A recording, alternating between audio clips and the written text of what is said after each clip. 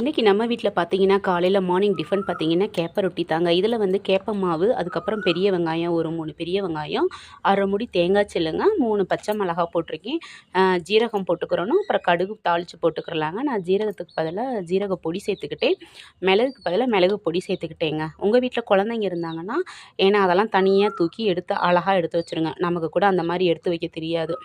நீங்களும் அந்த மாதிரி வந்து பொடியாக அரைச்சி வந்து இதில் சேர்த்துக்கோங்க. சரி, ஓகே, இப்போ நம்ம போட்டுடலாம். நல்லா ஒரு உருண்டை அப்படி எடுத்துக்கிடணும். இப்போ இதை லேசாக வந்து இதை ப்ரெஸ் பண்ணி விட்டுக்கலாம், தட்டி விட்டுக்குருவோம்.